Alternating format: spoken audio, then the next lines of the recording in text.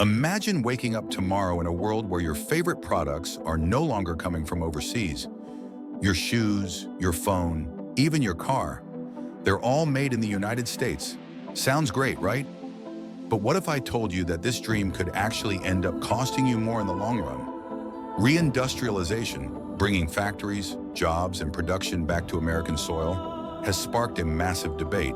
America First policies promise to revitalize our economy, reduce our dependence on foreign supply chains, and restore American manufacturing to its former glory.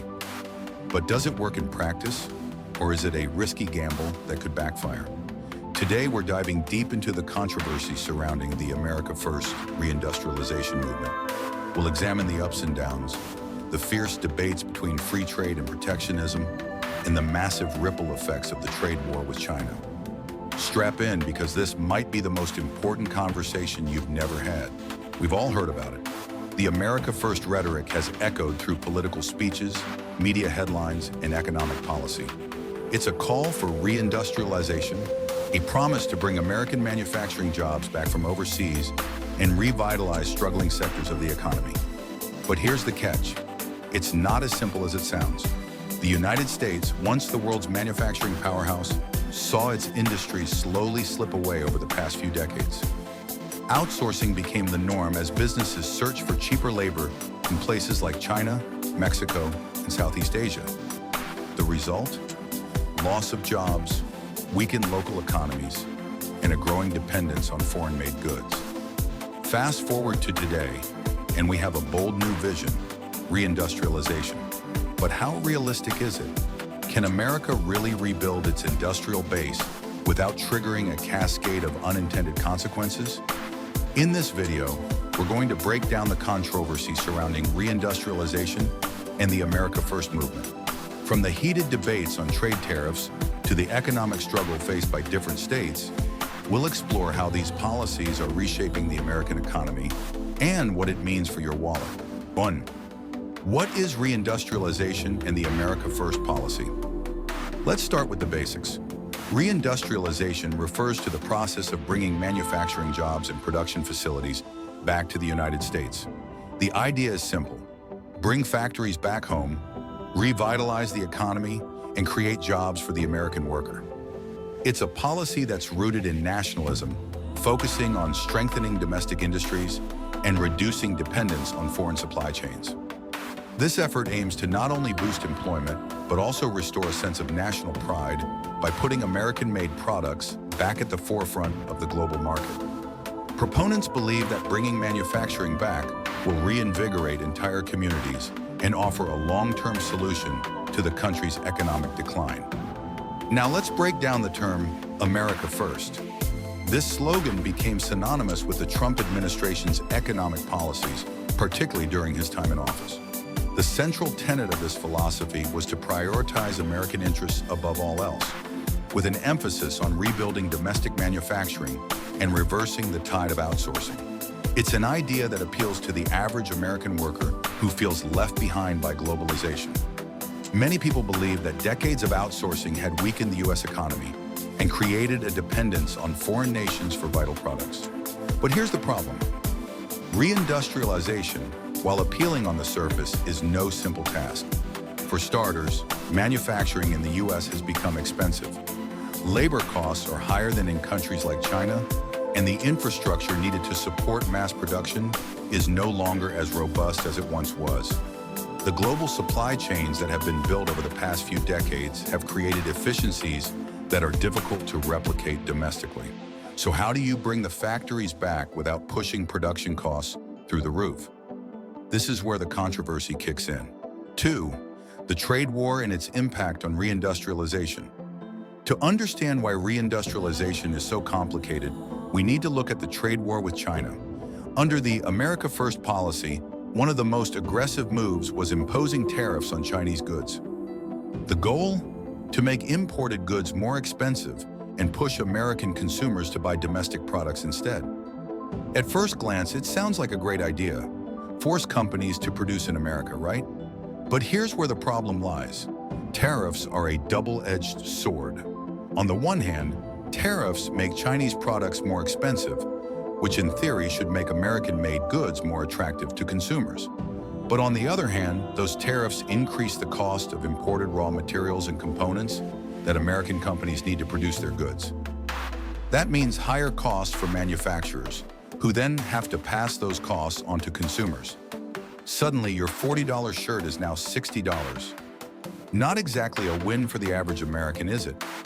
And that's not even considering the retaliatory tariffs China imposed on U.S. goods. American farmers, particularly those who rely on exports to China, were hit hard. Soybeans, pork, and other agricultural products saw their markets shrink almost overnight. This has been one of the biggest ironies of the trade war. The very people the tariffs were supposed to help ended up bearing the brunt of the cost. The controversy surrounding reindustrialization isn't just about tariffs. It's about a deeper philosophical debate: free trade versus protectionism. Free trade advocates argue that the best way to grow the economy is by reducing barriers to trade. The idea is that when businesses have access to cheap goods and labor from other countries, they can focus on innovation and growth. Free trade agreements like NAFTA, now USMCA, were designed to open up markets and create a more interconnected world economy. The benefits of free trade are clear: lower prices for consumers, access to foreign markets, and the global movement of capital and labor. On the other side, protectionism, embodied by the America First movement, argues that unrestricted trade undermines domestic industries and workers. By protecting American businesses with tariffs and trade barriers, we can ensure that domestic companies thrive and jobs stay on American soil. So, which side is right? The reality is that both approaches have their merits and their flaws. Free trade can drive economic growth, but it can also hollow out entire industries. Protectionism can preserve jobs in certain sectors, but it can also lead to higher prices for consumers and retaliation from other countries. It's a delicate balance, and finding that balance is one of the biggest challenges of reindustrialization. The state-level impact, winners and losers. Reindustrialization isn't just a national issue, it's a state issue too. Different states in America are experiencing the effects of America First policies in vastly different ways, creating a patchwork of winners and losers across the country. Take Michigan and Ohio, for example. These states have long been the heart of American manufacturing. When the trade war with China ramped up and tariffs were imposed, many manufacturing jobs started coming back to these states. Factories were reopened, jobs were created, and communities began to recover from decades of industrial decline. The automotive industry, in particular, saw a resurgence, with companies reestablishing production plants in these key regions. Not only did this boost the local job market, but it also led to a revitalization of local economies, with rising wages and increased spending in the area. However, not all states have been so lucky. Take California and New York, states that are heavily reliant on international trade. The tech sector in California and the finance industry in New York are global powerhouses, but they're also incredibly vulnerable to the fallout of trade wars and protectionist policies. As tariffs increased, the cost of imported components and materials began to rise, squeezing industries that rely on global supply chains. The result? Jobs in these sectors were either lost, moved to lower-cost regions, or outsourced to other countries to maintain competitiveness. This has caused significant economic stress in parts of these states, with some sectors, like technology and agriculture, struggling to maintain their previous growth trajectories. In addition, many of these states are now facing the fallout of strained international relations and disrupted trade deals. California's Silicon Valley, known for its global connections, has found its relationships with foreign markets more complicated, making it harder for companies to expand and grow internationally. Meanwhile, New York's finance industry has been forced to shift focus, with some firms moving operations to friendlier global economies to bypass the rising costs of doing business in the U.S. So while some states have rebounded thanks to reindustrialization policies, others have struggled to adapt to the shifting economic landscape. The uneven recovery has sparked tension, as some communities benefit from the America First push, while others find themselves facing stagnation. As the gap between the winners and losers widens, the debate on how to balance protectionism with global trade continues to escalate, making it clear that this reindustrialization journey is not a one-size-fits-all solution.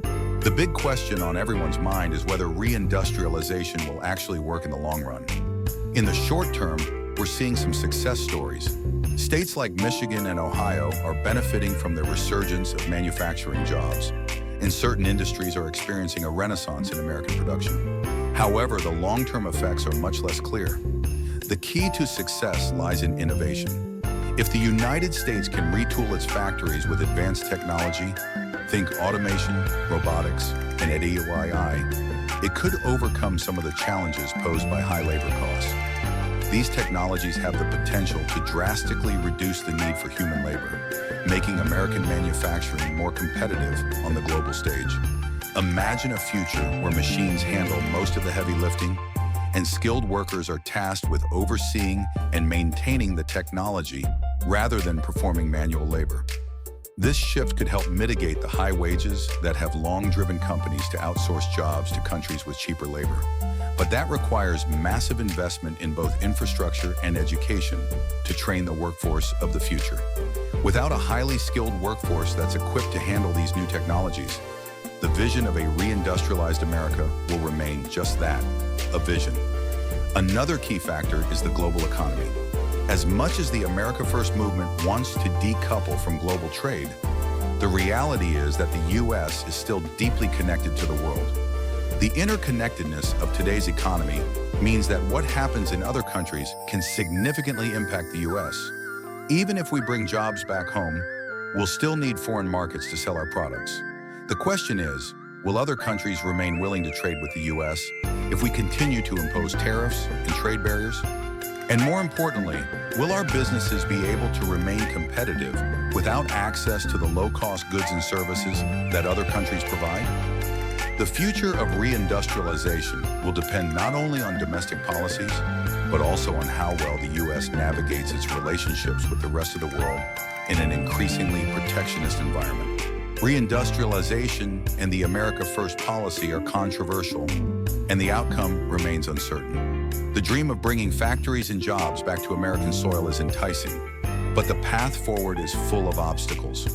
As we've seen, the economic impact is not as straightforward as it seems. While some states and industries benefit from these policies, others are left grappling with rising costs and a changing global economy. Ultimately, the success of reindustrialization depends on how we balance protectionism with free trade, how we invest in innovation, and whether we can adapt to the new realities of the global marketplace. The debate is far from over, and it's clear that we're living through a critical moment in American economic history. But one thing is certain, the decisions made today will shape the future of America's economy for generations to come. The question is, will we rise to the challenge, or will we fall back into the same old patterns of outsourcing and dependency? Stay tuned, because this conversation is just getting started.